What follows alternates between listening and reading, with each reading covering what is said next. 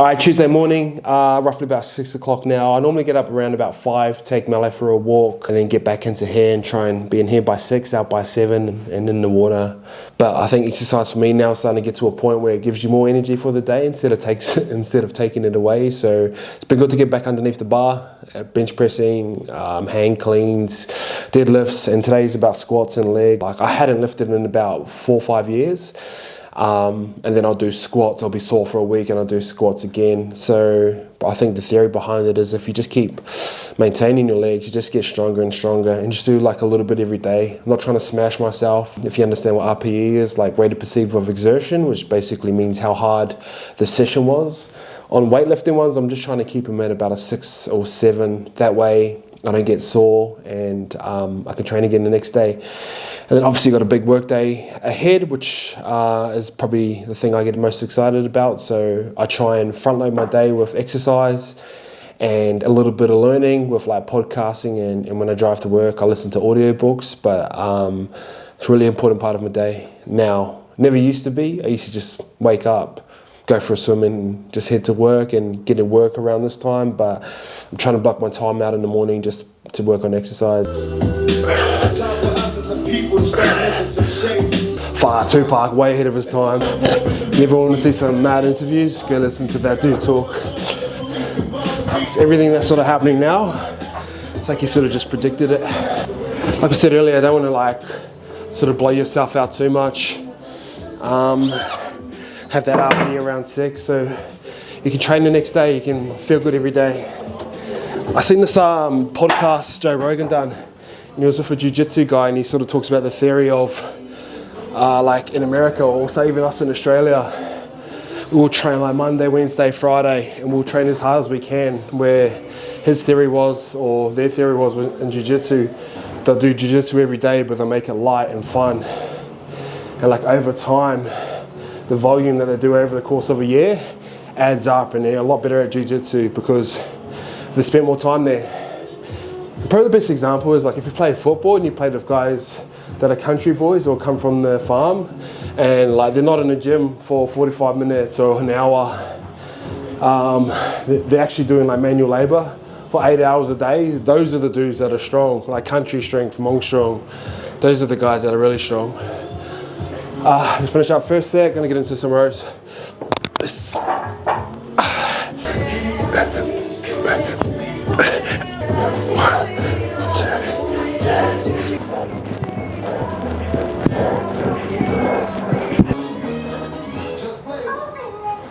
On my left side, you can see all my, like, this is where I snapped my Achilles, snapped my ACL. I think I broke my foot on this side too. This is where I had all my troubles. Probably better at doing it with no weight. So doing step downs, single leg RDLs for kettlebell, and frog squats on the slant board.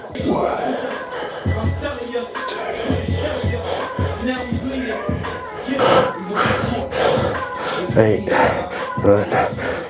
So much work to do on my single leg stuff. I've just got like no balance or no core strength through it, but get there.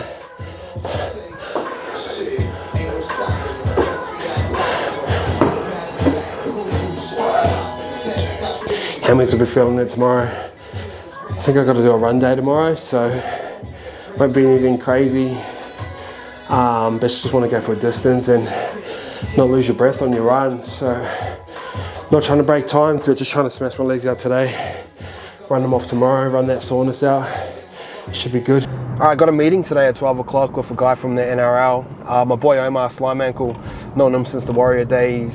He might know him as a guy who won the block actually last year, which is pretty crazy. He come to me earlier this year. Like, we've always got along. He's like the type of dude that'll do anything for anyone. But he come to me earlier this year about this opportunity that he got presented about putting together like a course or a program for NRL players. And the guy he was talking to, he was sort of like, bro, we need to meet you up with Ice and we can sort of put together something together. So that was earlier this year. I ended up going to New York, and it kind of got put to the side for the bit. But having a meeting today about potentially trying to win that. I don't know if it's a contract or trying to just get it signed off from the NRL. That way, when the boys take the course, it doesn't take any money out of their pocket. A lot of the NRL give the boys education funds to spend on education, and a lot of the boys aren't really using it. So it's about trying to build a course that's practical for them, and it's something that they understand. And I seen this video the other day of Josh Maguire, and he was talking about how he tried to kill himself, which is always confronting to see. Good friend of Normie, he's someone who's my age, someone I used to play in football, and he talks about how he went to the back shed and tried to hang himself. And I think it's way too common, not just in sports, but within this country. I grew up in a town and took it all. We had the highest youth suicide rate per capita growing up, and sounds weird, but you almost become numb to it because it seemed like normal, which is hopefully something we can stop. And this course we're looking to build is how to sort of maximize your leverage in the modern day age of social media. And I think the biggest mistake I see NRL players making, or sports people making, is they attach their whole identity to just to being a rugby league player or just to being a football player. And the thing is, if you attach your whole identity to that, when it gets taken away, your self-worth goes with it. And if your ego is attached to what you do, like we said, when you take it away, you just feel like nothing. And that's when I think boys start to get in a bit of trouble, and you sort of lose that team environment, you sort of lose that training ethic, or like when you're in football, you just naturally train because that's part of your job. But the side effects of that is you're always feeling good. Being a part of a team, you're attached to a community, you're always feeling good.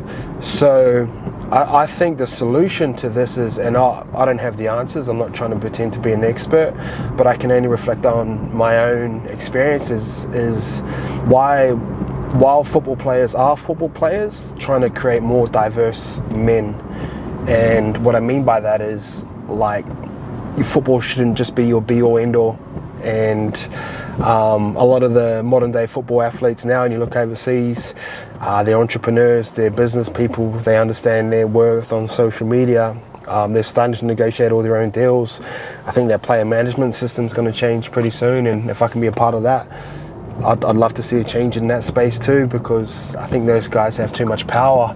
But like I said, when I transitioned out of football, I couldn't wait to get out of it, because for me, I felt trapped in football, but I was also diverse in different things. I just had outside interests. So I think the course isn't developed yet, but it'll be a way to sort of help athletes brand themselves now while they've got the leverage, because they're not always going to have it, but also do it in the right way that's sort of long term. If you look at the way professional athletes maximize their leverage now, it's like short term, you know what I mean? It's like, can I get some kombucha, or can I get some fucking shoes or free clothes? They move in that ways. They don't try and move in ways where they can acquire equity, they can acquire brand partnership deals. They don't move like that, you know what I mean? They always go for the short term thing. And it's only natural because they live week by week. Like if you ask a lot of footballers what you're doing next week, they don't know. Their schedule's laid out for them. They live a week at a time because that's how it is. And that's what I struggled with when I left football, is that when I left football, I was like, oh, best, I don't have anyone to tell me what to do, and I don't have any routine. And I thought that was the best thing, but routine is like important for everyone. You know what I mean? Just because I don't have someone else telling me what to do, I just found myself waking up and getting like a little bit lost.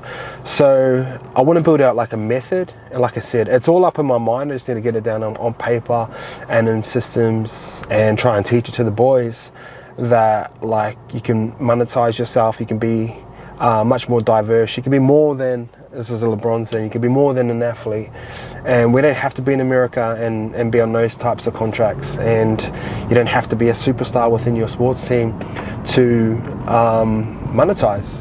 Like if you look at guys like me, I was just average NRL player. If you look at someone like Denon Camp, who's built Oakland Bar into a fucking media beast and alcohol beast, he was just a like mid-level winger. So it's a system, it's a framework, it's a conversation that I want to have with the NRL boys, because like I said, I want to build more diverse men. And And this is only going to be for like sports. Like, I think the biggest thing you can do as a man is, especially if you're a dad, is protect, provide, and love. Like, I can't teach you how to do that because I haven't done that, you know what I mean? But to me, that's a sign of a good man. But I can teach you how to monetize yourself. I can teach you how to build a brand. I can teach you how to maximize your leverage. As a guy, he was average in football, but transitioned out and is doing some things now. I can speak on that. So yeah, that's what today's meeting's about. Hopefully we get the sign off from the NRL, and that's important because a lot of the NRL players get education funds and most of the boys don't use it. And if they're not using the education fund, where does the money go? Back there. So you might as well use that money or maximize that leverage or use that free resource to build something. And I know what it's like. Like, I've gone to business courses back in the day when I was in football, and I done like my PT course. I think me and Chico done a barista course. And we done a business course as well. And they were speaking stuff that I couldn't relate to. And I enjoyed reading about businesses, and I think I was a okay student, and I had a bit of book knowledge behind me. But I remember sitting in those rooms, and it wasn't it, you know what I mean? It wasn't the type of education I was learning. It was very uni-like. And if you look at a lot of football players, none of us have really gone to uni, maybe a couple, but we don't learn that way. We learn through watching and doing. And the big thing about league boys is they're mammals. They're like herd mammals.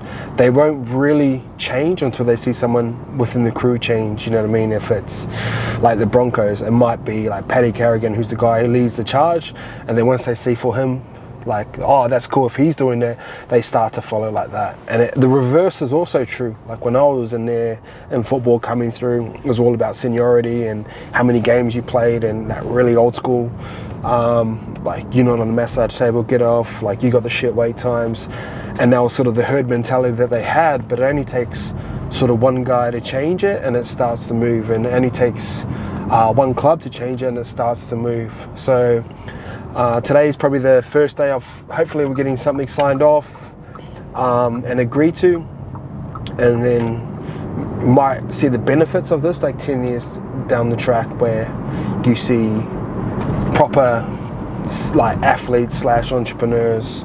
You see athletes grouping together and putting their money together and putting in towards investments.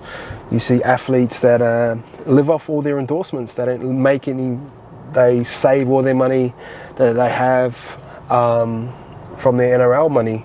You know what I mean? Like, I want to be the guy who plants the seed for those guys like 5-10 years from now. And it takes time. It takes time. Like, it took time to build YKTR. Takes time to build things. So yeah,